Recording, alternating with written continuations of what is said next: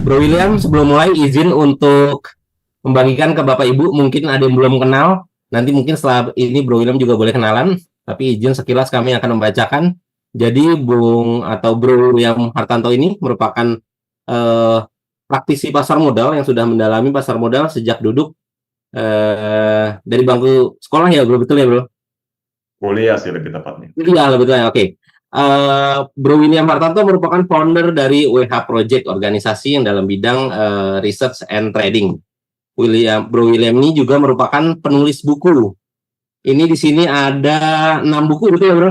Dari tahun 2016. Betul. Betul. Mahasiswa Investor, The Tao of Bandarmology, Mindful Trader, Bandarmology versus Technical, Master Investor, dan yang terakhir itu Stock Traders Starter Kit gitu. Ya, setelah ini Bro William akan mulai membawakan sesuatu. Tapi kalau misalnya Bro William mau kenalan lagi, monggo Bro, silakan. Siapa tahu Oke, Bapak Ibu oke. di sini Mhm. ada yang belum kenal, ada yang belum tahu. Jadi kalau Bapak Ibu tahu, jadi Bro William ini dulu sempat juga di Panin Sekuritas dan sampai saat ini masih terus aktif. Kita kolaborasi ya Bro. Terakhir bikin Yes. podcast yang di Tampans Channel itu sampai sekarang viewersnya masih yang paling tinggi dengan Bro William. Oh. Thank you. Ya. Iya, iya. Oke Bro, kalau begitu Bro William udah siap, kita langsung masuk aja ke sesi pemaparan materi. Silahkan Bro. Oke.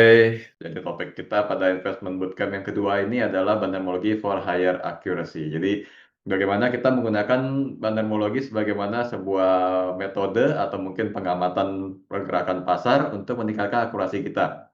Mungkin belakangan ini kalau dilihat dari trennya metode trading, orang-orang kayaknya lebih sering belakangan ini lihatnya corporate action atau langsung ngincar IPO aja karena pikir ya yang IPO bisa langsung auto rejection kenapa enggak atau biarpun dapatnya kecil duit tetaplah duit gitu kan. Tapi kalau misalnya kita satu hari tren itu berakhir dan kita harus ngikutin market apa adanya, ya kita perlu tambahkan beberapa variabel lain dan dalam hal ini yang menjadi spesialisasi saya dan dipercaya untuk membawa investment bootcamp pada malam ini adalah bandarmologi for higher accuracy.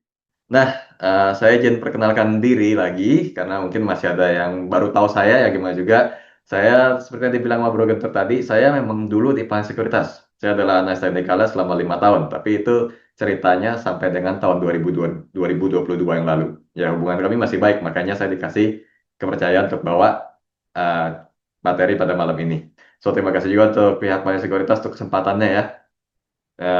Nah, jadi untuk nama saya sudah tertulis mungkin di mata acaranya, William Hartanto, saya founder dari WS Project. Jadi setelah saya tidak di Paya Sekuritas, saya meneruskan komunitasnya saya. Jadi apa yang dilakukan ya sebenarnya mungkin masih mirip-mirip dengan apa yang saya lakukan sebagai analis juga. Kita membuat proyeksi dan beberapa advice atau juga beberapa tips-tips market yang mungkin tidak umum diketahui orang. Itu banyak kita sharing juga. Dan pengalaman saya di market sudah dari tahun 2013, yang mana itu saya pas waktu masih kuliah. Jadi sebenarnya sudah 12 tahun. Ya. Terus ini adalah 6 buku yang saya tulis. Jadi sebenarnya sih saya lebih banyak dikenal di luar antara WS Project, penulis buku, sama mantan analis panin. Dan ini adalah 6 buku yang saya tulis. Mungkin masih akan ada lagi, tapi sekarang ini yang diketahui ada 6 ini. Nah, semisal Bapak Ibu mau memperdalam tentang bandarmologi, saya akan menyarankan untuk punya yang udah tahu bandarmologi dan bandarmologi versus teknikal. Kalau yang udah punya kan tinggal perdalam. Kalau yang belum punya mungkin boleh coba dicari tahu, mungkin bisa membantu pemahaman atau sesuai kebutuhan atau tidak, nanti sesuai ya, penilaian Bapak Ibu aja. Dan nanti kita bisa langsung lanjut. Untuk topik bahasan saya di sini saya bagi 4 ya. Jadi saya mengingat bandarmologi itu sebenarnya trennya sempat mati ya kalau kita ngomong historinya. Tahun 2021 kan banyak yang berpikir bahwa karena BI menutup kode broker secara real time, banyak pikir bandarmologi sudah lumpuh gitu ya. Jadi saya akan mencoba menghidupkan kembali konsep dasarnya biar Bapak Ibu masih ingat kembali atau mungkin kita refreshing lagi tentang bandarmologi. Dan juga dari situ saya lebih mudah untuk menjelaskan yang lanjutnya karena kalau konsepnya nggak ngerti kan sisa nanti takutnya cuma jadi hafal-hafalan doang. Tapi kalau konsep dasar ngerti, yakin deh nanti pas Bapak Ibu mau praktek itu jadi gampangnya bukan main. Karena udah ngerti konsep dasarnya dulu. Ya. Terus bagian kedua adalah bentuk dari penerapan metode ini. Jadi setelah ngerti konsepnya ya penerapannya seperti apa, bentuk-bentuk yang digunakan oleh orang-orang untuk menerapkan metodologi itu apa aja untuk meningkatkan akurasi trading dan contoh-contohnya termasuk contoh kasus. Saya di sini ada ambil beberapa contoh dan seperti yang saya tadi bilang di awal, Nanti pada sesi tanya jawabnya, pada yang Bapak Ibu mau tanyain dan kita masih ada waktu untuk itu, saya akan analisa lagi. Langsung kita latihannya di Post Pro ya. Dan poin penting, jadi misalnya setelah saya jelasin semuanya, saya ada beberapa hal yang saya mau Bapak Ibu harus bisa ingat juga, karena jangan sampai tadi sih cuma untuk dapat materi dan dengerin saya doang, tapi nanti pas hari Senin bingung gitu. Kali udah mau terapin, tapi mulai dari mana ya gitu kan. Jadi beberapa poin penting yang saya mau Bapak Ibu ingat, termasuk ketika kondisi sudah gawat, bagaimana kita bisa mengetahuinya dari bandarmologi ini. Ya, jadi menurut saya sih empat ini yang paling penting, dan kalau saya Bapak Ibu udah bisa kuasain, saya cukup pede untuk bilang sudah siap praktek untuk hari Senin nanti. Karena saya fokus pada inti-intinya aja sih sebenarnya, kecuali konsep dasar mungkin kita agak panjang di awal, karena mau Bapak Ibu mindsetnya cocok sama apa yang saya akan ajarin ini. Oke, so mungkin mulai dari yang paling basic dulu ya, yaitu bandarmologi itu sendiri apa gitu. Nah, tadi di depan saya udah ada ngomong, bahwa bandarmologi itu adalah eh, metode atau mungkin pengamatan terhadap perilaku pelaku pasar. Ya, kita nggak cuma mau sebatas ngelihat saham dari fundamentalnya aja ataupun teknikalnya aja. Sebenarnya dua itu memang sudah cukup bagus, gitu kan. 2 minggu yang lalu Bapak Ibu dengerin dari Pak Rifan Kurniawan bagaimana tentang analisis fundamental. Sudah bagus sebenarnya. Cuma kan kita bicara jujur aja, karena fundamental itu kan lebih contoh dipakai untuk jangka panjang dan lebih mencerminkan kondisi perusahaannya daripada pergerakan harga sahamnya. Ini yang biasa jadi keluhan orang-orang. Tapi kalau kita eh, kondisi seperti itu, berarti kita mungkin akan coba lihat jangka pendeknya dengan analisis teknikal. Tapi kemudian muncul masalah baru. Analisis teknikal kayaknya cuma narik-narik garis, kayaknya kadang-kadang nggak klop. Apalagi kalau sahamnya lagi all time high. Nggak ada resistennya, atau all time low. Masa kita tunggu FCA sampai jadi 1 perak? Kasihan sekali kan? Nah, terus bagaimana kita bisa melihat kesinambungan tren? Apakah juga menggunakan moving average doang, atau kita pakai indikator tarik garis, atau berdasarkan pembacaan candlestick doang? Permasalahannya adalah candlestick pun kadang-kadang sering ada gapnya juga kan. Misalnya pas pre-closing atau pre-opening, kadang-kadang ada aja harga yang meloncat gitu. Entah loncat naik, loncat turun. Akhirnya candlesticknya jadi, kalau saya sebut, kurang natural, karena adanya masa-masa pre-closing yang seringkali menghasilkan loncatan mendadak. Nanti harusnya bearish engulfing, satu bodinya merah semua, tapi karena pas pre-closing ada loncatan, tiba-tiba jadi hammer. Kita pikirnya secara teorinya, technical analysis mengajarkan bahwa kalau patternnya hammer akan rebound, tahu-tahu salah. Ya, itu biasanya kita bisa dibaliknya. Apakah ada distribusi atau tidak gitu. Nah, bandarmologi itu di sini bukan untuk mencari kesalahan dari dua analisisnya tadi sebenarnya, tapi untuk melengkapi supaya akurasi lebih tinggi. Karena namanya juga manusia kan, kalau kita ngomong jujur, kenapa banyak metode analisis yang nggak bisa mencapai akurasi 100%. Malah kalau boleh bilang sampai saat ini belum ada yang mencapai 100% ya. Itu karena emosi manusia kan tidak bisa diformulasikan. Ya, kita bisa melihat data masa lalu, respon kita dengan respon orang lain pasti beda semua, dan itulah yang membuat harga saham bisa bergerak gitu kan. Kalau semua orang cuma mau beli di support dan hanya mau menjual di resisten, ketika semua orang ngantri support nggak ada yang mau jual, ya tidak akan gerak gitu harganya kan. Jadi anamologi itu mengisi di bagian itu semua. Nah, pengertiannya sendiri sebenarnya seperti ini aja. Bandarmologi adalah metode untuk mengerti pola perilaku dari pelaku pasar. Berarti kita semua, saya, Bapak, Ibu, siapapun yang melakukan trading ataupun investasi saham, dan kecenderungan pembentukan tren yang akan datang. Jadi kalau bicara tren mungkin akan lebih gampang kalau kita mulai dari analisis teknikal, bahwa analisis teknikal itu kan punya dua fungsi, trend identification dan trend following. Nah, trend identification itu bisa dicari dengan bandarmologi ini sendiri. Nah, bandarmologi itu biasanya disalahartikan sebagai mencari tahu siapa sosok bandarnya. Kadang-kadang orang lebih sibuk cari tahu kode brokernya atau orang di balik kode brokernya. Ya, mungkin berguna untuk ketenangan doang kali ya. Kayak misalnya kita bilang, oh kalau brokernya ini, si bapak ini yang beli, saya mungkin akan lebih tenang ngikutinnya. Ya, untuk ketenangannya sebenarnya dapat. Tapi tidak efektif kalau kita cuma tahu tanpa mengetahui apa yang harus kita lakukan. Ya, kalau saya perhatiin di luar sana, banyak orang menggunakan bandarmologi cuma sebatas broker ini buy, broker itu sell.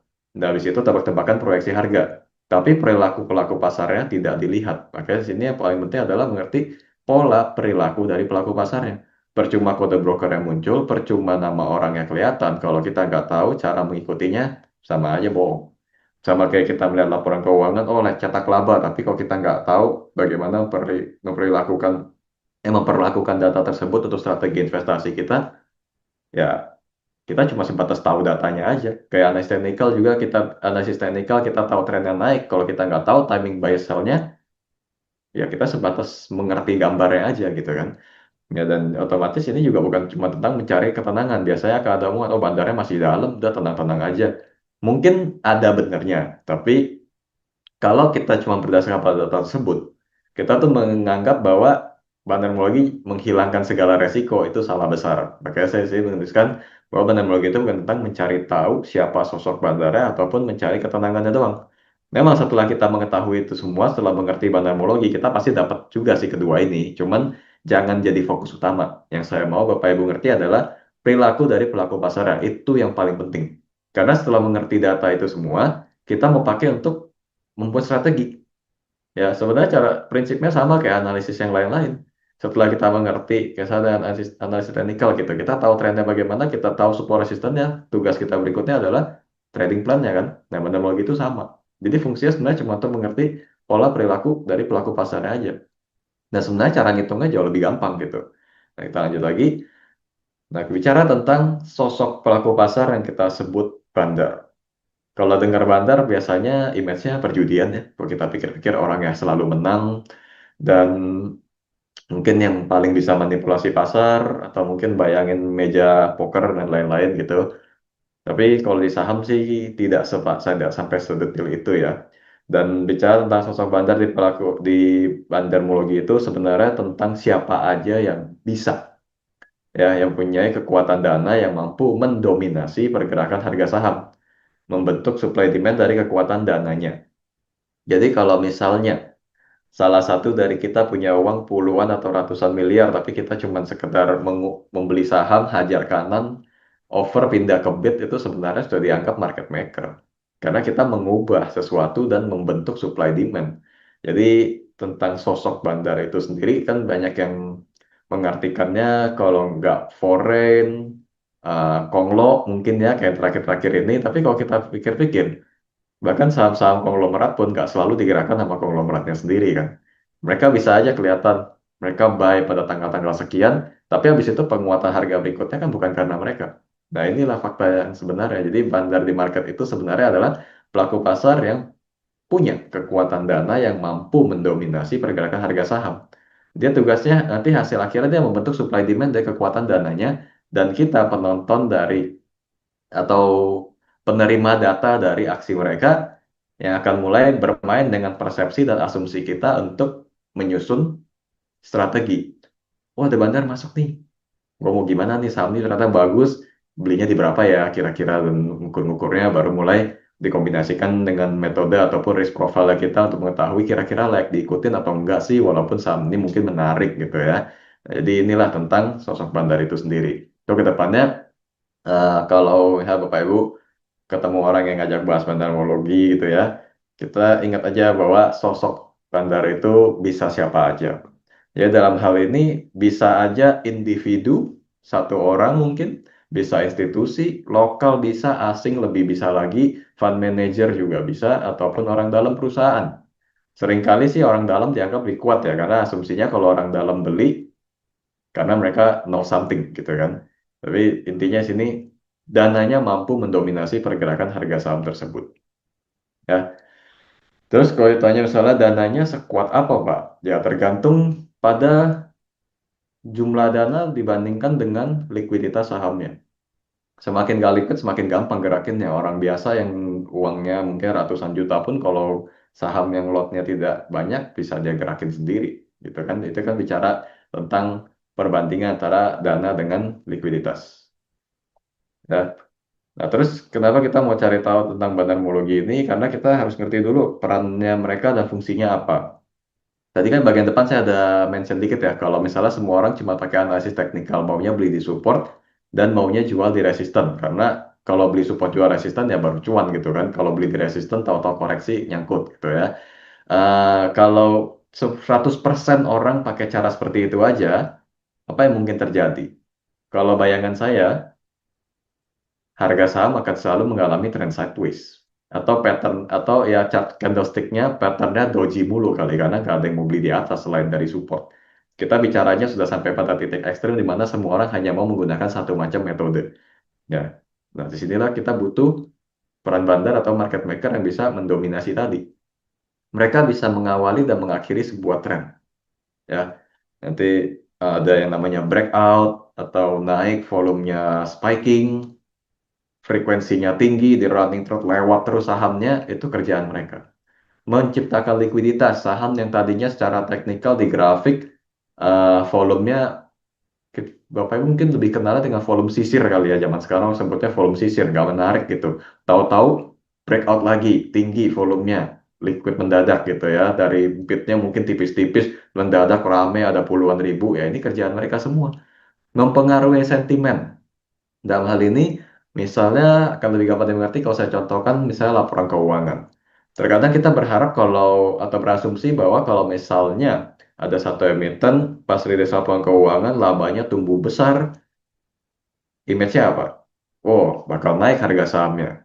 Tapi sometimes nggak begitu ya. Bahkan kalau kita mau contoh yang lebih fresh lagi, kemarin rilis MSCI kan, brand BRMS masuk di indeks ini. Itu sentimen sebenarnya kan, sentimen positif. Tapi kok malah turunin, gitu kan? BRMS-nya turun.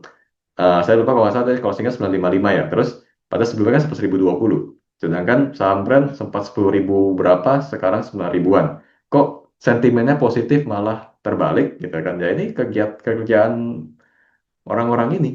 Ya, terus meramaikan pasar, tapi juga berpotensi memanipulasi pasar. Jadi kadang-kadang ada yang namanya fake bid, bid yang nanti cabut mendadak, ataupun sebaliknya over yang bersih mendadak padahal nggak dibeli.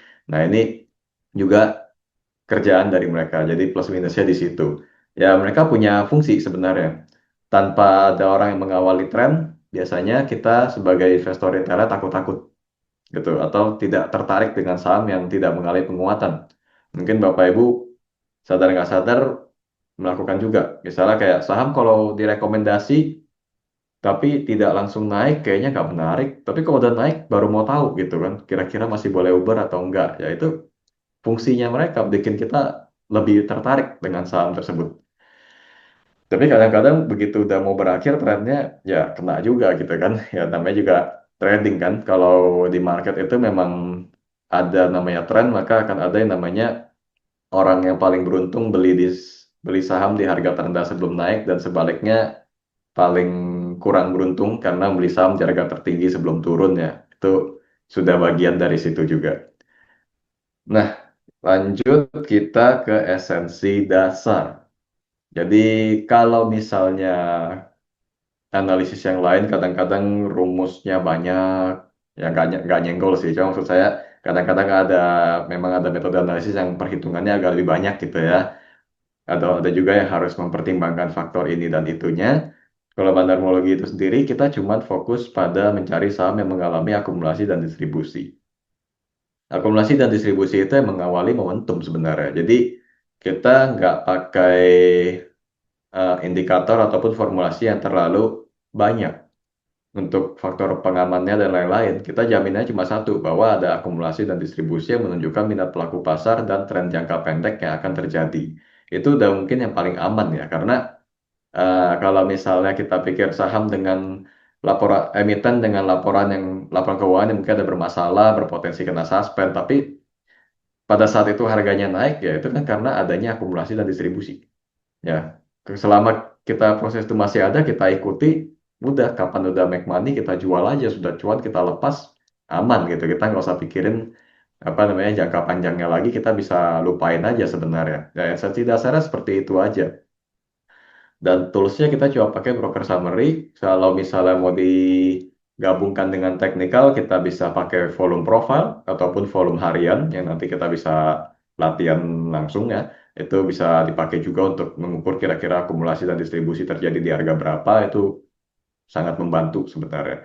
Dan dengan fokus pada hanya akumulasi dan distribusi, itu membuat kita punya keunggulan. Misalnya, waktu untuk analisisnya jauh lebih singkat. Ya, pengambilan keputusannya juga jauh lebih cepat dibandingkan kalau kita mengcompare sana sini dulu ataupun harus cari-cari berita. Kalau zaman dulu kan ada yang kayak gitu ya.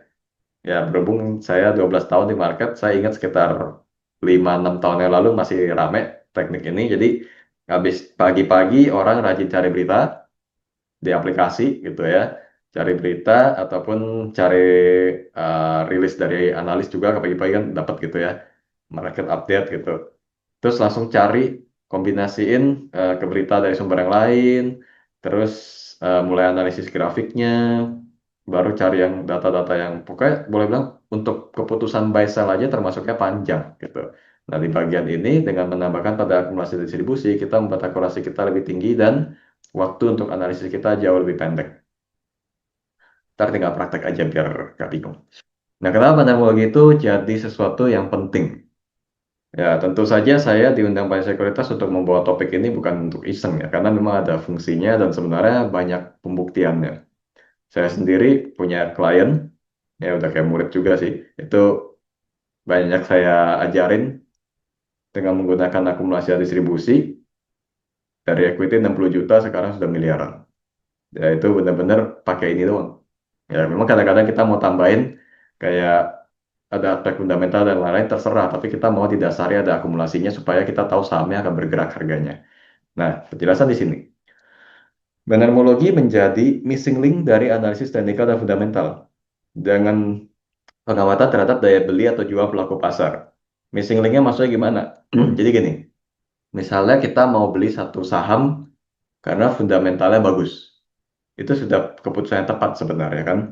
Cuman yang jadi masalah adalah kalau kita jadi satu-satunya yang tahu bagusnya kebagusan saham tersebut dan kita satu-satunya yang beli. Memang sih nggak mungkin satu-satunya, tapi sangat sedikit orang yang ikutan kita untuk beli sahamnya.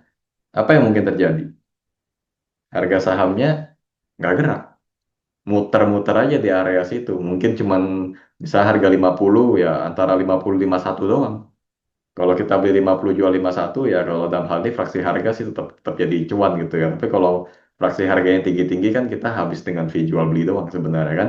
Nah, maksud saya kalau kita tidak menambahkan pengamatan terhadap daya beli jual pelaku pasar, kita nggak bisa ngeliat apakah saham ini punya potensi bergerak atau tidak, yang ditandai dengan apa? Aksi beli jual dari pelaku pasar yang lain juga.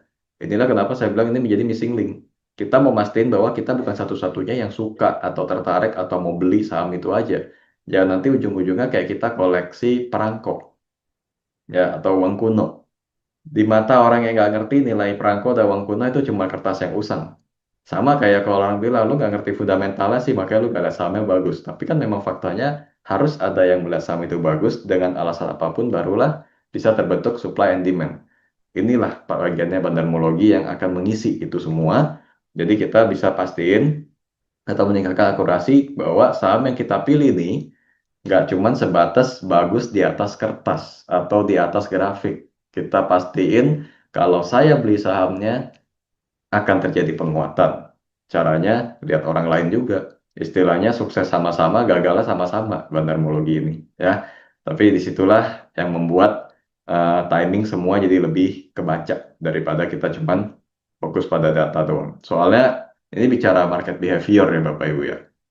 Sometimes kita dikasih data yang bagus, kalau minat belinya nggak ada, ya memang nggak akan pernah beli juga kan. Saya dulu jadi analis pun juga gitu. Kadang-kadang saya kasih rekomendasi, nanti ada aja nasabah yang nanyain saham yang tidak direkomendasikan karena setelah dicek, oh ternyata tertarik karena memang lagi rame sahamnya. Jadi kan ada daya tarik sendiri yang memang dinilai dari daya beli jual pelaku pasar. Kalau memang likuiditasnya lagi tinggi, harganya memang lagi naik, atau ada berita atau sentimen yang sangat memperlihatkan atau sangat menjanjikan, itu membuat orang bisa lebih tertarik ke harga sahamnya. Jadi mungkin saya harus bilang bahwa penilaian terakhir seseorang terhadap bagus tidaknya saham seringkali lebih dinilai dari apa? Harga sahamnya sendiri. Ya, naik atau enggak. Kalau lu bilang bagus, dia harusnya naik. Biasanya ada yang kayak begitu kan. Nah, inilah bandarmologi kita mau pakai untuk melihat potensi tersebut. Ya, sekarang kita masuk ke bagian kedua. Jadi dari situ kalau kita simpulkan, saya mau Bapak Ibu ngerti bahwa fenomenologi itu pertama bukan cuma soal cari sosoknya, tapi aksinya dia. Jadi dari aksinya tadi, akumulasi dan distribusi itu, arahnya nih saham mau dibawa turun atau mau diajak naik gitu. Kalau sampai ternyata mengarah pada penurunan, ya kita harus berhati-hati. Tapi kalau mengarah pada penguatan, jangan dilewatkan gitu kan. Kita memanfaatkan orang lain untuk membantu kita atau mengkonfirmasi juga penilaian kita terhadap saham tersebut. Kita seringkali terima sentimen atau sudah analisis secara mandiri dan lain-lainnya, kita mendapatkan kesimpulan saham yang bagus, penilaian terakhir kita pasti mau lihat apa yang terjadi di lapangan. Ya, penerapannya.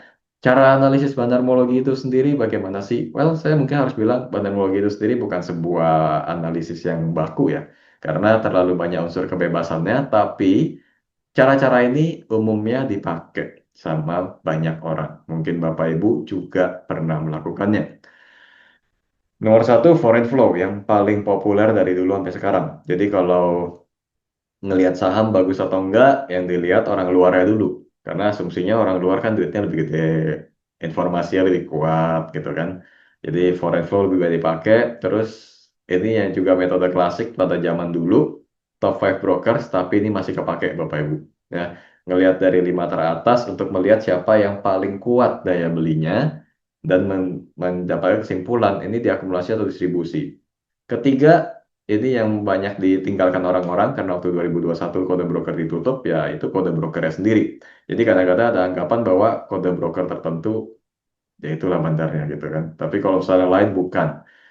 Ya ini adalah metode yang menurut saya reliability-nya tuh sangat rendah. Ya, karena tidak ada ceritanya kode broker tertentu hanya berisikan retail, ada juga kode broker tertentu yang berisikan bandar doang tuh gak ada. Semua orang bebas untuk punya rekening di mana aja sebenarnya.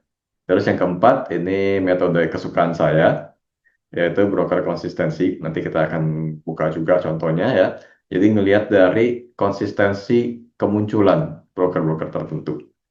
Kode broker di sini sangat main, karena kita mau ngelihat konsistensinya dia. Semakin konsisten biasanya semakin bagus. Itu kayak filosofinya kita membangun hubungan sama orang. Ya, kalau kita semakin menunjukkan konsisten, responnya akan semakin bagus biasanya. Terakhir, news and sentiment. Mungkin ini yang paling banyak dipakai saat ini ya. Ngelihat ada sentimen apa, terus dicari tahu ini mainan bandar atau enggak gitu. Ya, jadi 5 cara ini yang umumnya paling banyak dipakai.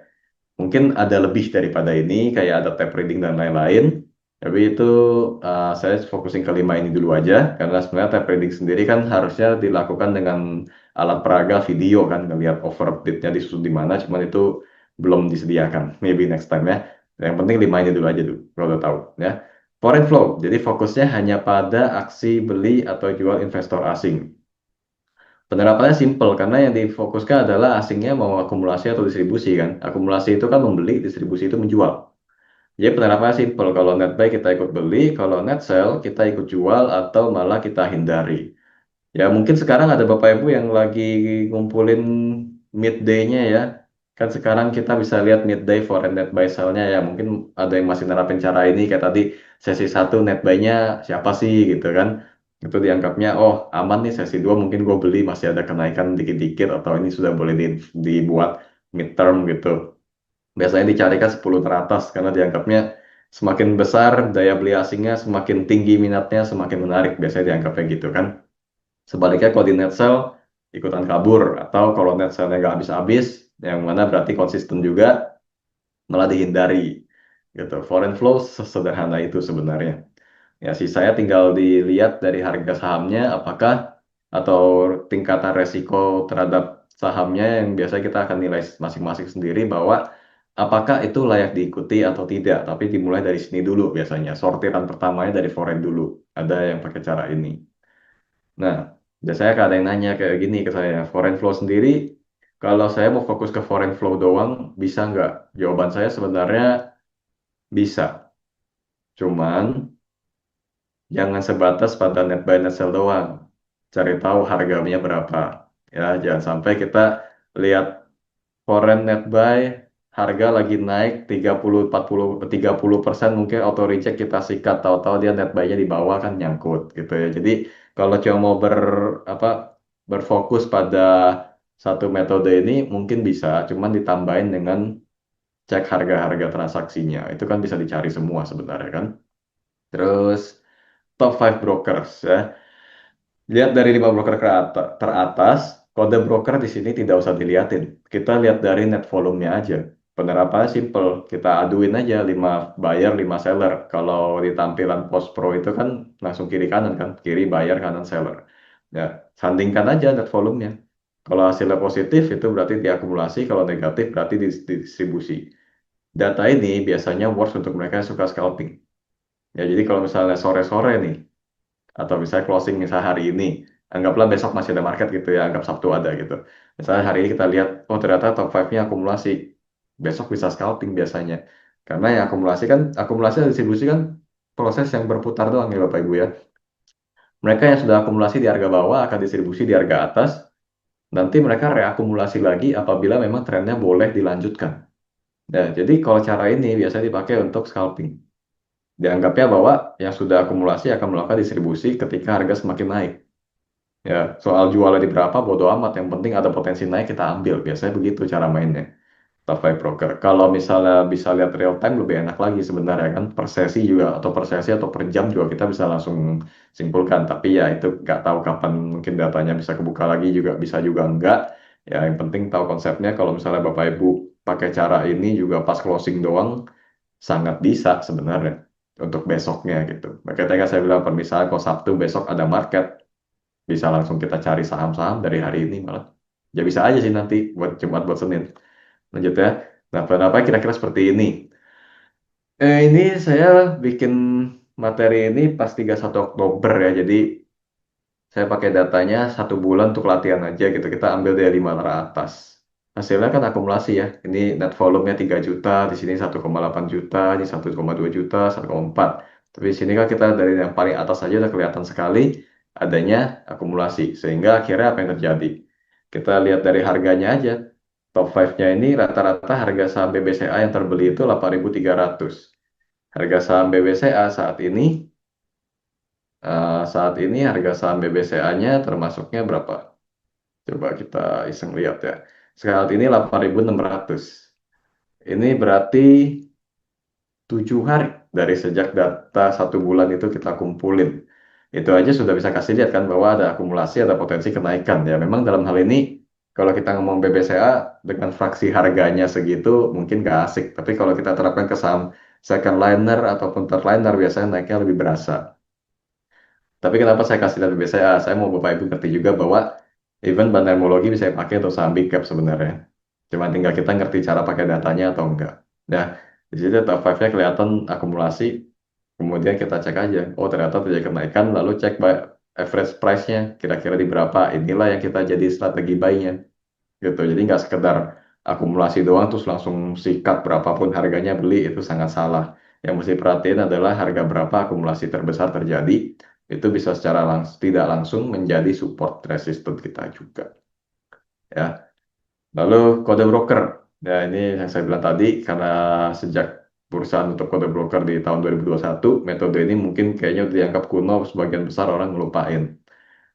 Berarti oke, saya cuma mau pakai ini untuk jelasin ke Bapak Ibu bahwa pada zamannya ini dipakai untuk melihat bahwa kode broker tertentu dianggap sebagai bandar, lalu diasumsikan bahwa setiap kali kode broker itu muncul di saham apapun, orang biasanya berani ngikut. Yang mana itu salah besar, karena faktanya tidak semua kode broker pasti fix orangnya itu-itu aja. Ya, kayak sini Kafanin Sekuritas, kode brokernya GR. Itu bisa berisikan kita semua. Ya, jadi nggak bisa ditembak itu pasti bandar, itu pasti retail. Nggak, ya. Reliability pada metode ini sangat rendah, walaupun pada momen tertentu, kalau memang kebetulan broker tersebut lagi ada project lah kita sebutnya ya, lagi memang rutin untuk muncul-muncul saham-saham tertentu, ya mungkin aja kita bisa ikutin, tapi pada masa tertentu momentum di broker tersebut habis, kita udah nggak bisa pakai metode hafalan ini lagi, nggak work sama sekali. Ya, jadi tingkat reliabilitasnya sangat rendah, walaupun pada masanya ini sangat populer.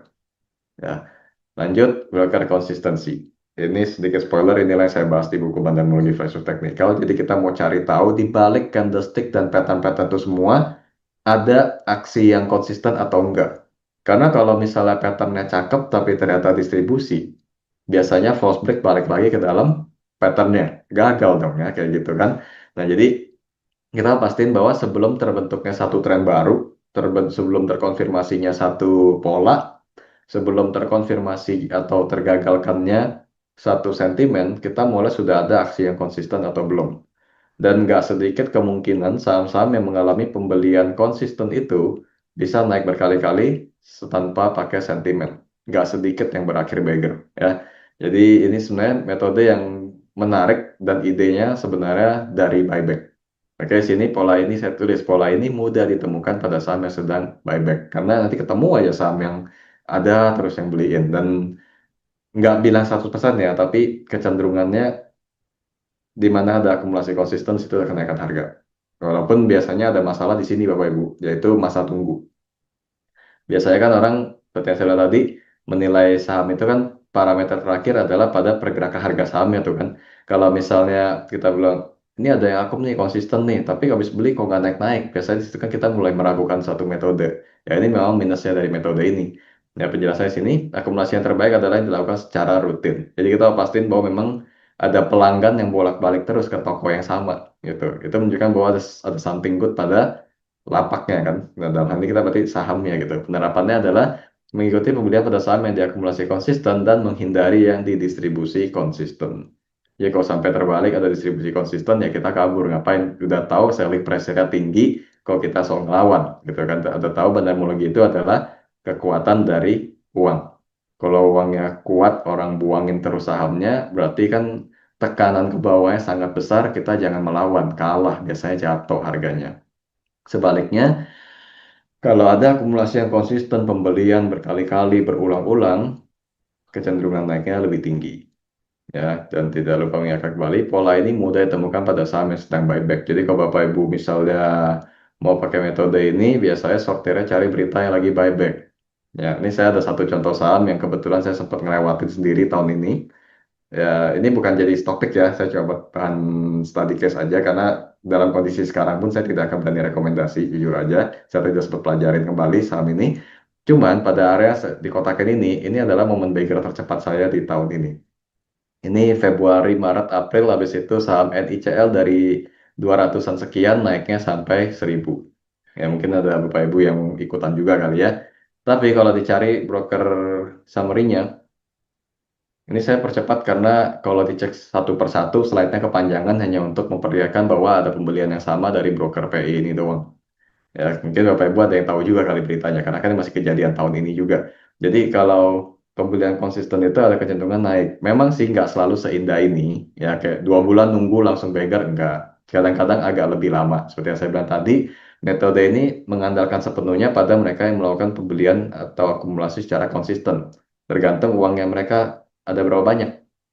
Misalnya gini, saya pernah tanya juga sih sama peserta kalau saya bikin webinar tentang ini, nunggunya berapa lama Pak? Katanya. Saya bilang tergantung. Kalau misalnya seseorang market maker bisa beli 1 juta lot, anggap dia tunggal, dia akan gerakin sendirian, dia sanggup beli 1 juta lot, tapi dia mau belinya cuma 1000 lot per hari. Ya kita hitung aja 1 juta bagi 1000, berarti kita nunggu 1000 hari. Kuat nggak? Gitu kan? Itu kan hampir 3 tahun gitu kan.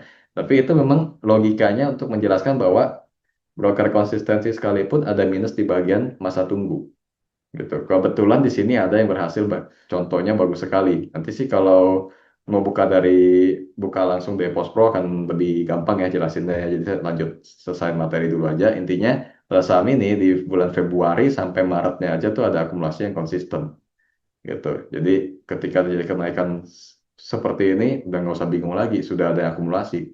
Mungkin pada waktu itu dicari berita juga belum ada kali. Nanti pas naik baru keluar berita-beritanya kan. Ya itu udah biasa sih. Memang kronologinya selalu kan media membahas sesuatu yang sudah ada gitu. Makanya jadinya fakta kan. Karena kalau belum ada kejadiannya kemungkinan tidak akan terbahas gitu. Nah, lalu news and sentiment untuk menilai aksi bandar itu dengan mengikuti berita dan perhatikan lonjakan volume perdagangan harian.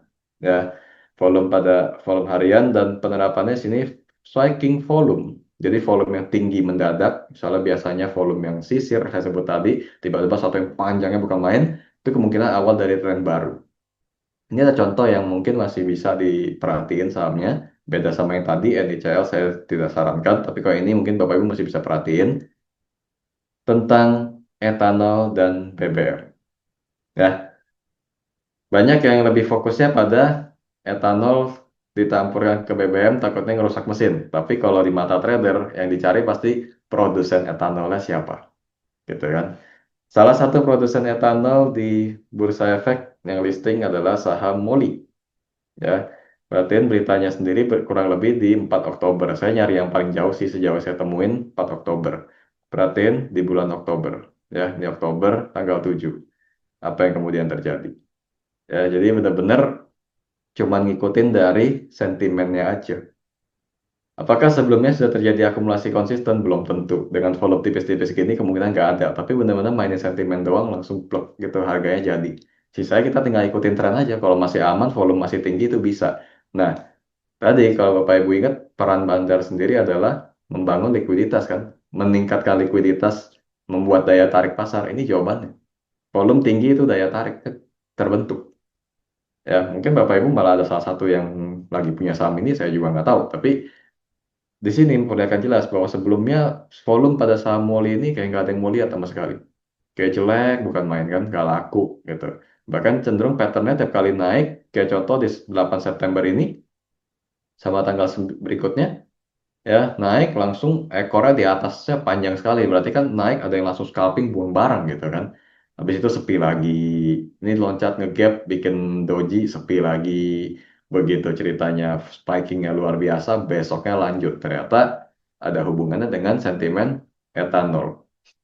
Sebenarnya metode ini cukup susah ya kalau kita harus mikirin hubungan satu berita terhadap emiten itu apa aja. Ini cuma menunjukkan sebab hubungan sebab akibatnya aja karena kalau kita mau bilang gimana caranya next time kok bisa langsung tahu itu Molly ya kalau kita ketik kode sahamnya doang Molly di Google juga mungkin nggak keluar berita ini tapi ketika kita rajin-rajin baca berita dan saya yakin masih ada orang-orang yang sering baca berita gitu bisa aja kepikiran gitu kan tengah-tengah dan terjawab gitu oleh market sendiri bahwa memang ada sentimen yang disambut. Dan inilah gerakan market maker atau yang kita sebut bandar yang kemudian membentuk satu tren baru, meningkatkan daya tarik, membangun likuiditas, dan juga berpotensi memanipulasi harga saham. Ya, jadi 5 metode tadi kejawab semua dengan contoh-contohnya. Dapat yang saya bilang masih bisa perhatiin, ya saran saya melihat beritanya juga masih 1 bulan yang lalu, trennya baru mulai, mungkin masih ada harapan. Nanti mungkin kita bisa study case aja, saya tergantung pertanyaan dari Bapak Ibu aja sih. Nanti apa yang ditanyain kita bahas sama-sama. Nah, sekarang kita di bagian keempat, poin penting ya. Jadi saya tadi jelasin mungkin termasuknya singkat banget. Saya meringkas memang karena kalau membahas terlalu jauh juga saya kira perlu nggak perlu. Saya meyakini bandemologi pernah trending pada masanya kan. Jadi mungkin Bapak Ibu juga ada yang masih ingat-ingat gitu apa yang saya jelasin ini. Ya, bisa saya tambahinnya pada 5 metode tadi dengan study case untuk membuat uh, apa yang mungkin Bapak Ibu udah lupa cara mainnya seperti apa gitu jadi kelihatan ya. Intinya kita menggunakan broker summary untuk melihat timing atau mengatur timing kita harus buy atau sell. Nah, di sini food chain di pasar modal ya. Saya mau Bapak Ibu ngerti bahwa di pasar modal kita itu kenapa bisa orang sebut zero sum game dan lain-lain. Sebenarnya tadi saya ada menyebut faktor yang mendekati zero sum itu sendiri, yaitu adanya orang terakhir yang beli di harga saham terendah sebelum naik dan satu orang yang beli di harga saham tertinggi sebelum turun.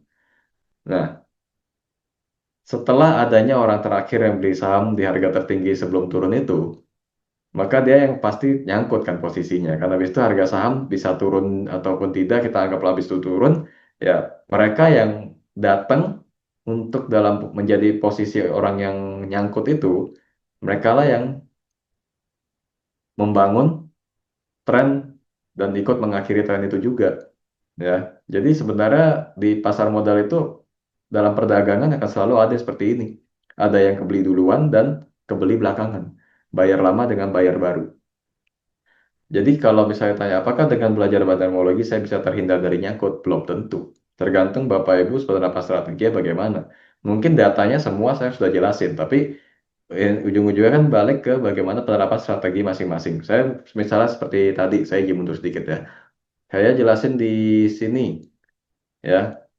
By average-nya udah kelihatan. Sebenarnya yang paling benar kan setelah tahu akumulasi kita mengikuti harga yang sama dengan pihak yang melakukan akumulasi. Dengan asumsi bahwa kalau dia beli di situ dia nggak mungkin kasih turun di bawah harga itu kan. Tapi kalau misalnya Bapak Ibu pikir misalnya harga anggap BBSS harganya sekarang 8.600 tadi ya saya cek ya. Misalnya Bapak Ibu pikir masa gua tunggu turun 8.300 kelamaan beli sekarang aja. Nah, itu kan memungkinkan untuk terjadinya nyangkut gitu kan karena membeli jauh lumayan jauh di atas gitu dari harga akumulasi yang terjadi. Nah, itu food chain itu nggak bisa putus sebenarnya. Memang harus ada orang yang nguber ke atas supaya kita bisa profit. Sebaliknya kita juga bisa jadi orang yang nguber ke atas bikin orang lain profit. Jadi kadang-kadang kita beli saham untuk hari ini kita penguatan baru 1%. Ternyata setelah buka grafiknya sebelumnya sudah naik 10-12%. Kita baru start nol, orang lain sudah profit gitu.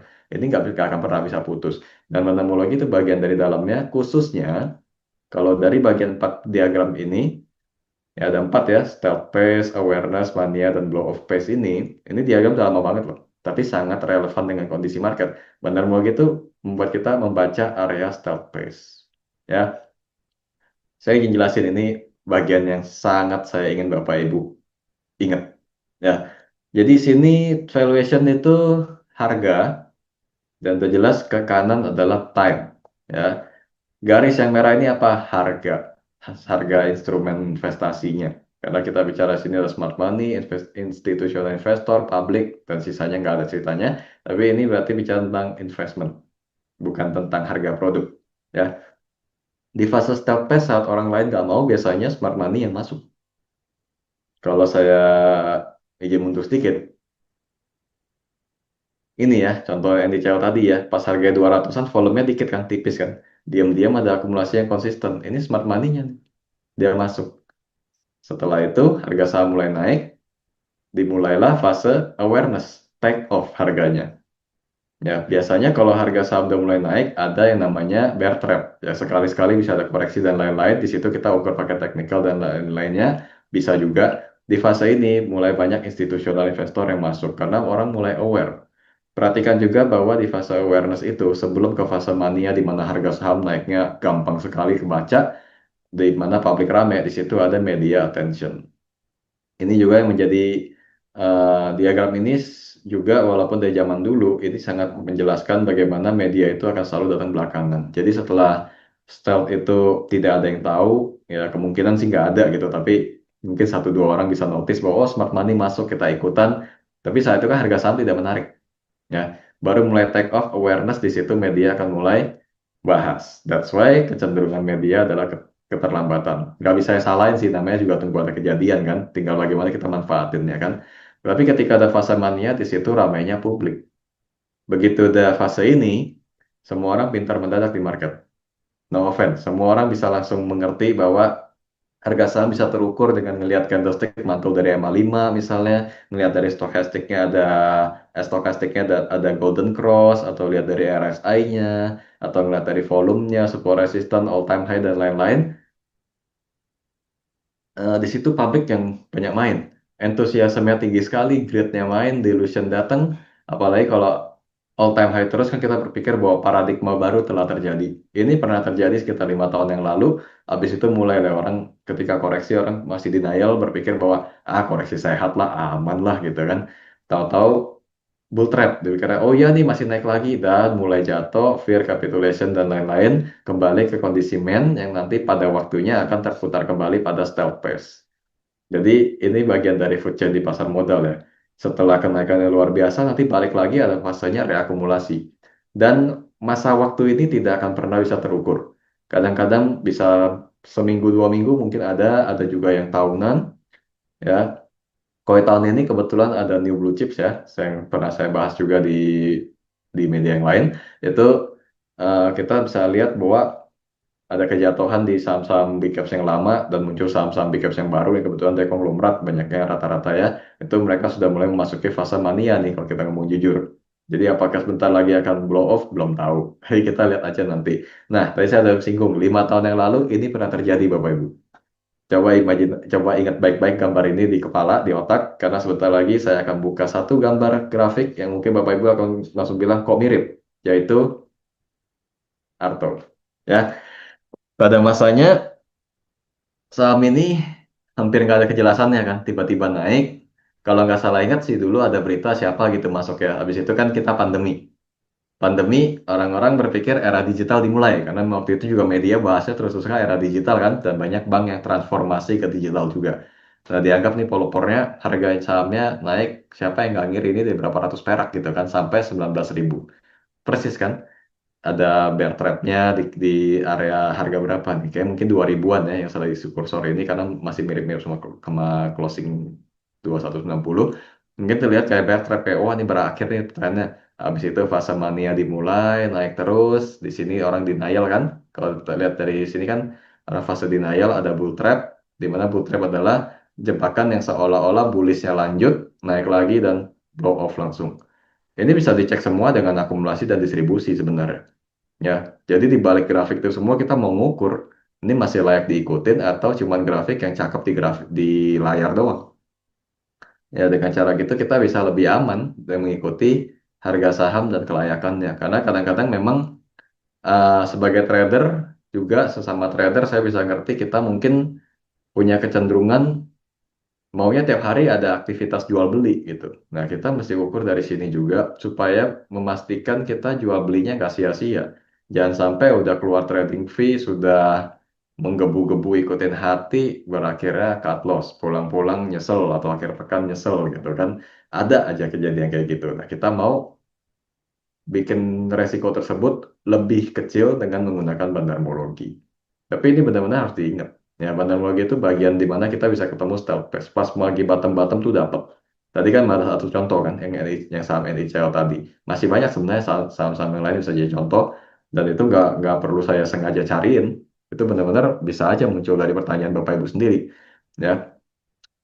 Nah, dari tadi kan saya ceritanya soal entry terus ya. Gimana kalau kita harus exit ya? Kalau misalnya dalam analisis fundamental kita exitnya pada saat under value jadi over value. Kalau dalam analisis teknikal ketika support ditembus atau terbentuk dead cross. Kalau banarmologi itu karena dimulai dengan akumulasi ya diakhiri dengan distribusi. Tapi distribusi itu sendiri bentuknya kayak gimana aja sih?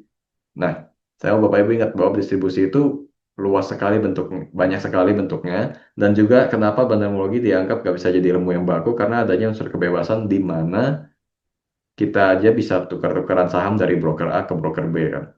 Ya, jadi market maker sebenarnya bisa melakukan hal yang sama.